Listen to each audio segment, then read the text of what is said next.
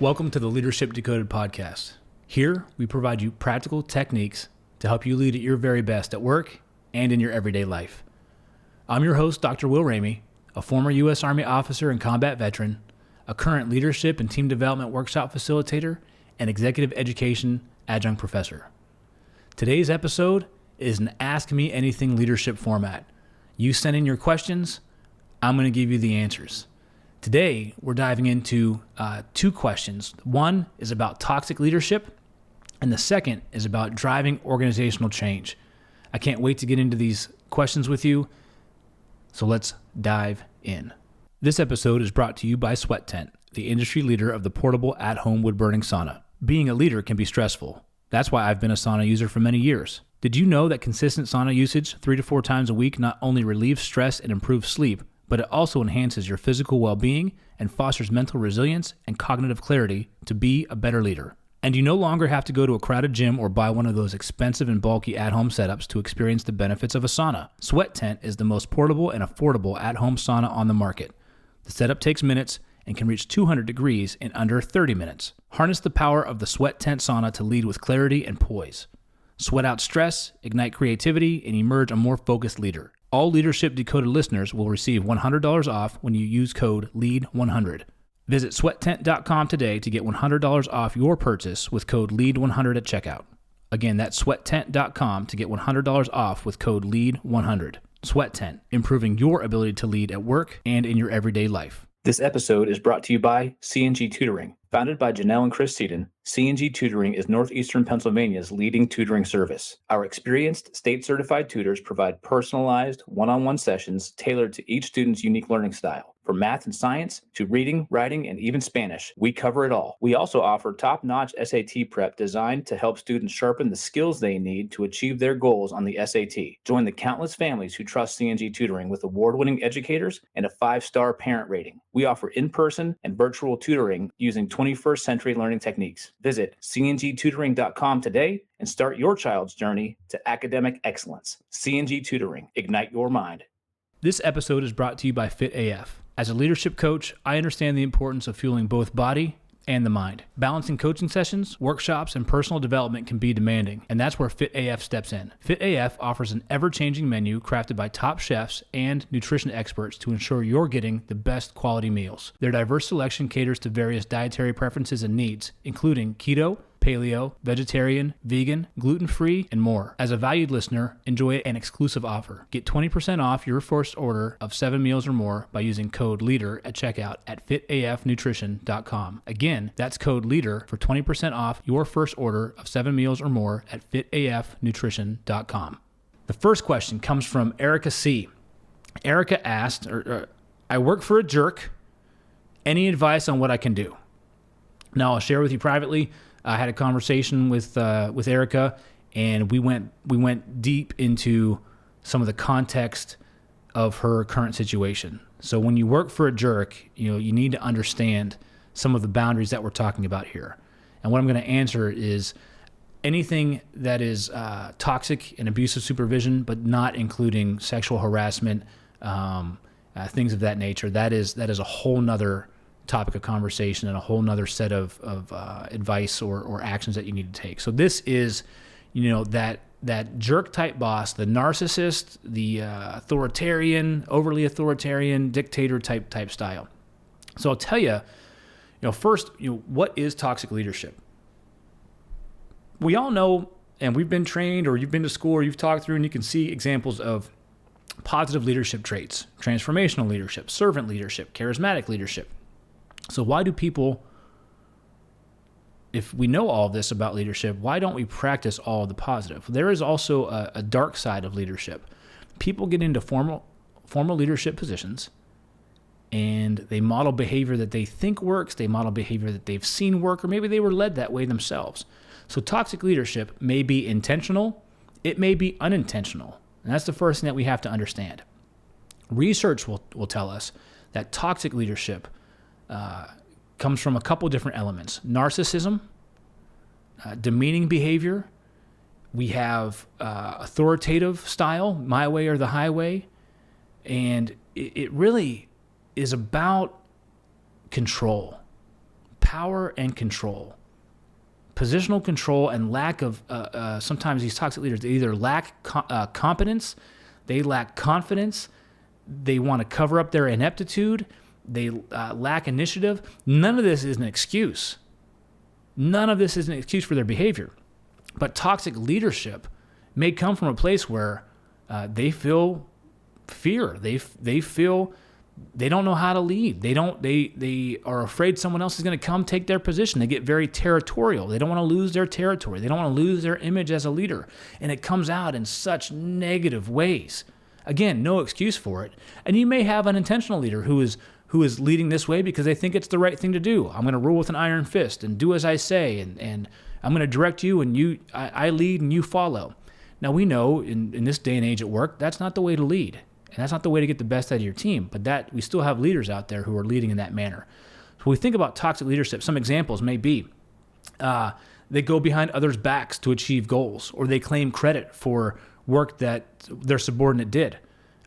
They may intentionally withhold important information from people. They may criticize their team members' own work in a very demeaning and belittling manner. They may make subjective assessments about their own abilities and their own work, or the abilities and work of their subordinates, that are unfounded and just pure opinion based. So like I said, so toxic leaders, they're concerned with position and control, and they act to protect that position. Some other notable behaviors, really, to understand toxic leaders before we get into what you can do about it. This lack of self-awareness. They may not even know that how their behavior is impacting you as a subordinate, as a team member, or as a peer and a colleague. So you may have to bring that up to them if you want to see change. And if they acknowledge it, recognize it, then at least, hey, now I know that you're acting like a jerk. So they may be just severely lacking awareness in their own leadership behaviors. Targets of toxic leadership have reported passive hostility, use of sarcasm, distrust of others' experience or expertise, defensiveness, territorial behavior, lack of sympathy, and a very coercive style. So this stems from what can we do about it? And this stems from power sources at work. Toxic leaders tend to draw on positional power, which is I have the title, I have the authority, do as I say. And they draw from coercive power. I can punish, I can discipline, I can withhold promotion. Well, there's other forms of power at work that you can leverage to combat a toxic leader. So one is continuously building your knowledge, skills, and expertise. This is expert power. When you have knowledge, skills, and expertise that toxic leader is going to need to rely on, it's going to set yourself up for them to have to come to you at some point in time. Now, if you want to take it to the next level, help your peers build their expert power and make sure that those skill sets are complementary. So now you start to build a coalition of experts on that team that this toxic leader knows they need them on their team. They need to have the support. And what this allows you to do from a follower perspective is it builds your coalition, it builds your alliances. There's strength in numbers. So don't allow that toxic leader to pick you apart. Right? They'll try to divide and they'll try to conquer. When you show up as a team with complementary expertise and expert skills, it makes it harder for that person to pick you apart. Second, build a strong network by being a positive and supportive teammate. This is referent power.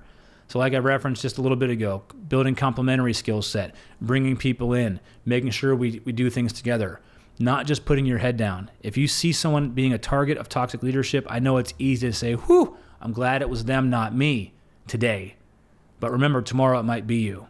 So bring those people in. Be together with them. Be the person that stands up. Be the person that says no. Be the person that pushes back, and you'll find other people will start to step up and do that for you. Sometimes all it takes to push back on a toxic leader is one person to take the first step, and then others will come along. And that's how you start to build momentum to drive change. The third source of power is informational power. Understanding how information flows, tailoring your communication to the intended audience. So if someone's withholding information, know who the sources of information are. Know where transparency can be. Know where information is held, what data sources it's coming from. Arm yourself. Information and knowledge is power. So when you combine your skills and abilities with your team coalition, with your understanding of how information flows, now you're starting to leverage 3 different sources of power that you all have access to at work, that toxic leader can't go in and divide. Or it makes it extremely difficult for them to go in and try to break that up. Another way for you to deal with a toxic leader is proactively cope with the situation. So proactively coping is getting ahead of stressors before they occur.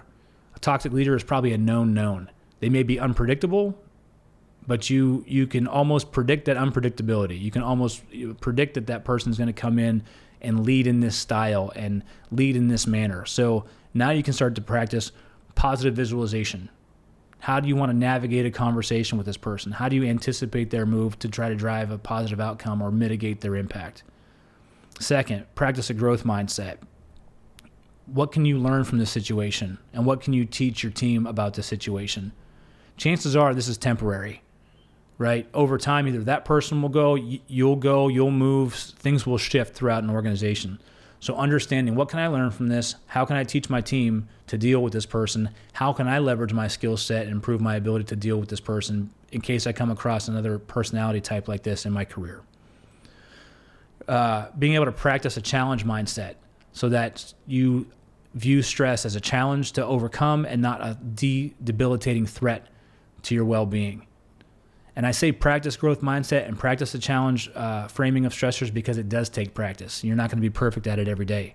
It takes practice to be able to go in and turn a negative into a positive. It takes practice to be able to pivot throughout your day dealing with a toxic leader. It takes practice, repetition, and before you know it, over time, you'll have armored back up. And the last thing for proactively staying ahead of stressors is continuing to build and leverage your social support network, both inside and outside of work. Find a way to vent your emotions and come up with solutions. So Erica, I hope this answered your question. Anybody else out there dealing with a toxic leader, I hope this answered your question and help give you some tools you can put in your tool bag to move forward successfully and try to mitigate the impact of that toxic leader that they're having on you. Our second question came in from Kelly M. And Kelly M, she wanted to know, how do you help drive organizational change at work? Organizational level change at work can be difficult. It can be lonely to drive. And you have to understand office politics. So the first thing I would share with you, Kelly, is that understanding the time, the perseverance that it takes to make this change. And you may be the first one, and you may be the only one along this journey to take that first step. And when you take that first step, you're going to look left and you're going to look right. And you may not see anybody there with you. But when you take the second step or the third, people will start moving forward with you. You're going to meet resistance. You're going to meet naysayers. You're going to meet people that are just sitting back waiting to hear what happened and how did that go before they jump on board. What you're going to understand that you need are resources. You're going to need people. You're going to need time.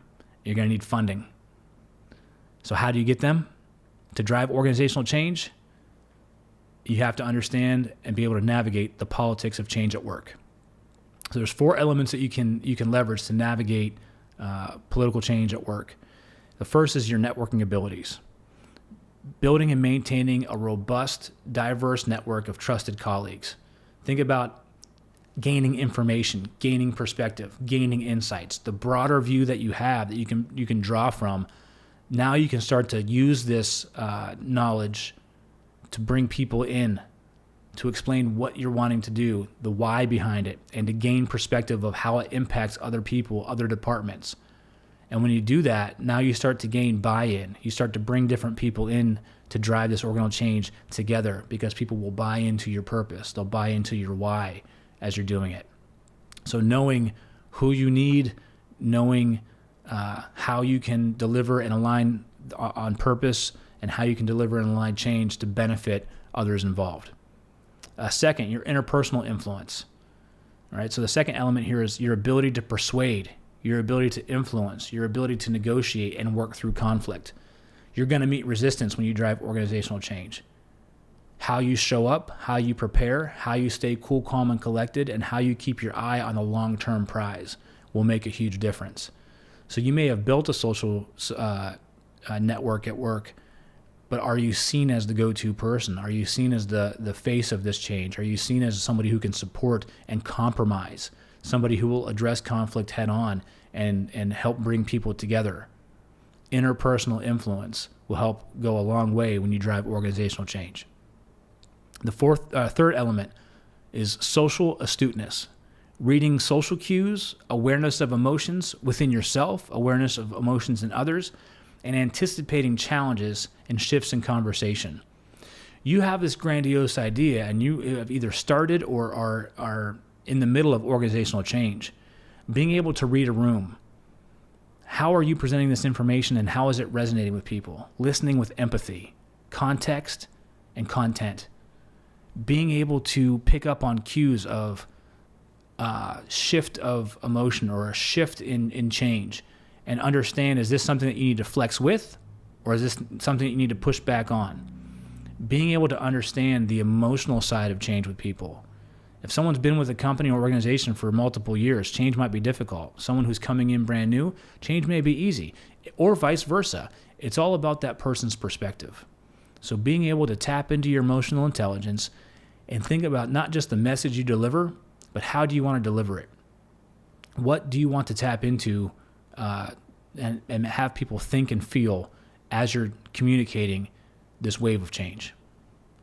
And then the fourth element of navigating the politics of change is sincerity. Projecting authenticity, integrity, trustworthiness while building rapport.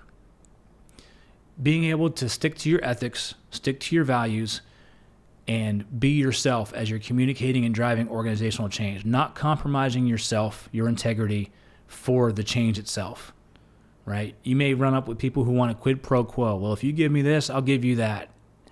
And you don't believe in that. You can't want your change so much to take shape that it compromises who you are and how you lead. So there you have it. 4 ways to navigate the politics of change at work: network abilities, interpersonal influence, social astuteness, and sincerity. Kelly, I hope this helped answer your question on how you can start to drive organizational level change from your position at work.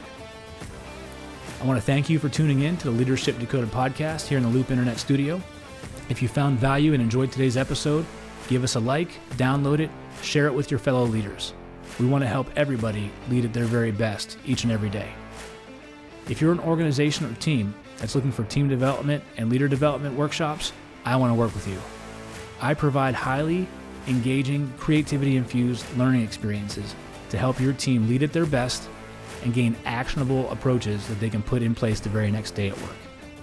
You can connect with me on LinkedIn at Dr. William Ramey, on Instagram at Leadership Decoded Pod. You can email me at will@onthestacks.com or check out my website, drwilliamramey.com. Thanks for tuning in to Leadership Decoded. I'm your host, Dr. Will Ramey, and I'll see you the next time you press play.